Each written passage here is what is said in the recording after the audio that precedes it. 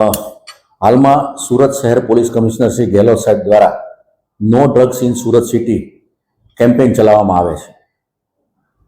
તેની તકેદારીના ભાગરૂપે સેક્ટર 2 સાહેબ શ્રી ડામોર સાહેબ તથા ઝોન 4 શ્રી ગુર્જર સાહેબના માર્ગદર્શન હેઠળ ઉમરા પોલીસ સ્ટેશનની સર્વેલન્સની ટીમ નાર્કોટિક્સનો જથ્થો શોધવા માટે પેટ્રોલિંગમાં હતી. દરમિયાન ઉમરાના સર્વેલન્સ સ્ક્વોડના હેડ કોન્સ્ટેબલ સિદ્ધરાજસિંહ ભીખુભા તથા કોન્સ્ટેબલ મહેન્દ્ર માલજીભાઈ તથા કોન્સ્ટેબલ શુભમ રમેશભાઈ નાઓને સંયુક્ત રીતે બાતમી હકીકત મળેલ કે ઇન્ડોર સ્ટેડિયમની પાછળની ગલીમાં હાર્દિક પરમાર નામનો ઈસમ છે એ ગાંજાનો જથ્થો વેચવા માટે આવવાનો છે. તેવી માહિતી મળતા સર્વેલન્સ સ્ટાફના માણસો અને પોલીસ ઇન્સ્પેક્ટર શ્રી ઉમરાના દ્વારા તાત્કાલિક પંચો લઈ અને સદર જગ્યા પર રેડ કરતા રેન્જ ઓવર ગાડીમાં 2 ઈસમો મળી આવેલ અને એમની ઝડપી કરતા 500.52 ગ્રામ હાઇબ્રિડ ગાંજો મળી આવેલ, જેની કિંમત થાય છે 15 લાખ રૂપિયા. હાઇબ્રિડ ગાંજા બાબતે પાસ પરમિટ માંગતા નહીં હોવાનું જણાવતા તેમના વિરુદ્ધમાં કાયદેસરની કાર્યવાહી કરવામાં આવેલ છે. અને એમાં એક છે હાર્દિક રાજ સન ઓફ યોગેન્દ્રસિંહ પરમાર, જે ઉંમર વર્ષ 25નો છે અને રાજપૂત ફળિયું ડભોલી ગામ ખાતે રહે છે.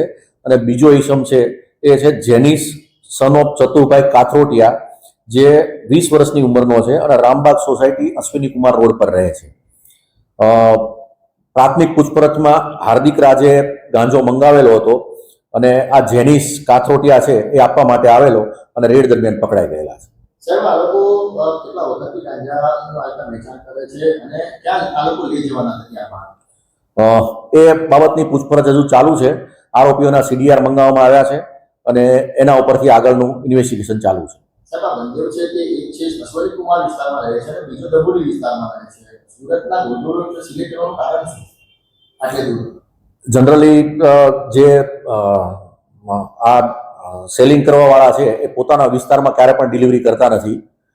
પોતે પકડાઈ ના જાય કે એની ઓળખ થતી ના થાય એના માટે જ્યાં વધારે ભીડભાડ રહેતી હોય કે એવું રહેતું હોય એવી જગ્યા પસંદ કરે છે. અને આ બાબતમાં એમના વિરુદ્ધમાં કોઈ ગુના દાખલ થયેલા છે કે કેમ અને કોને આપવા જવાના હતા એ બાબતની અમારી પૂછપરછ ચાલુ છે.